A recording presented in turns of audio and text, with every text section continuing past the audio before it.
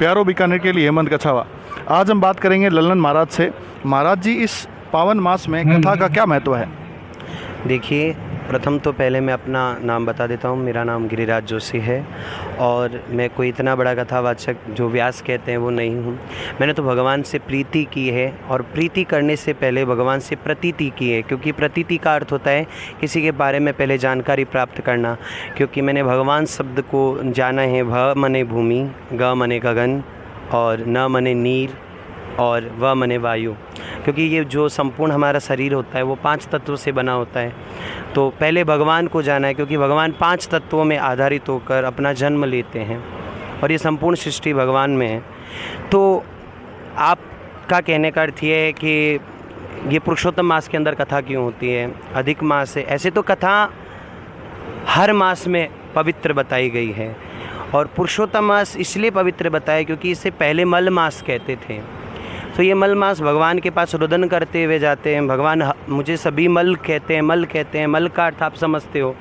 तब ये रुदन करते हुए जाते तो भगवान इन्हें कहते हैं कि आप इतना चिंतित मत होइए, रोइए मत, रुदन मत कीजिए, क्योंकि आप हमारे सर्वश्रेष्ठ भक्त हो।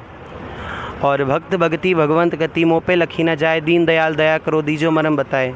भक्ति की सर्वश्रेष्ठ ज्ञाता यही होती है। तब ये पुरुषोत्तम मास भगवान ने कहा कि जैसे पुरुषों में उत्तम राम हैं, तो सभी 12 मासों में उत्तम जो मेरे द्वारा बनाया गया जो 13वां मास है वही मास है। तो इसे भगवान ने अपना नाम दिया। पुरुषों में उत्तम राम होते हैं, वैसे ही भगवान ने कहा पुरुषों में उत्तम मास अधिक मास होगा। जी धन्यवाद। हमारे बीच जन सेवक जो हैं राजकुमार किराड़ू जी भी साथी हैं।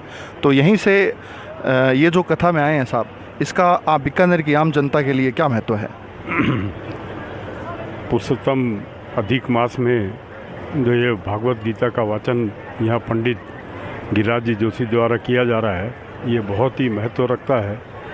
पुरुषोत्तम मास में इस तरीके की कथा सुनना हमारे सनातन धर्म में बहुत ही भाग्यशाली लोगों को ये सौभाग्य प्राप्त होता है। हमारे बीकानेर में जगह जगह भागवत गीता का वाचन किया जा रहा है, ये हमारे लिए बीकानेर के लिए सौभाग्य की बात है। मैं पंडित जी के इस कथा वाचन से बीकानेर के लोगों को सुख शांति समृद्धि मिले, ये परम पिता परमेश्वर से कामना करता हूँ। धन्यवाद जी धन्यवाद। जी धन्यवाद।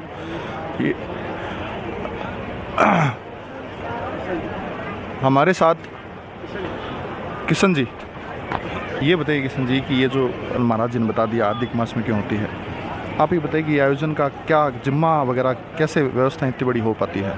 आपने कहावत सुनी हुई होगी, शियाड़ो खाटू बलो, उनाड़ो अजमेर, मारवाड़ नित्रो बलो और सावन बीकानेर। सावन मास में बीकानेर में बारिश भी ज़्यादा होती है और सावन मास में ये ज़्यादा कथाएं होने का रीज़न, उसका कारण ये है कि गुरु पूर्णिमा के दिन हम सभी लोग अपने गुरु का आशीर्वाद लेते हैं। उसके बाद में जितना तप और जप हम श्रावण मास में करते हैं, उससे अपनी शक्ति जो है वो हमें अर्जित होती है। तो श्रावण मास के महीने में और पुरुषोत्तम मास में जब हम भागवत कथा सुनते हैं तो हमारी ताकत और हमारी शक्ति जो है वो बढ़ती है।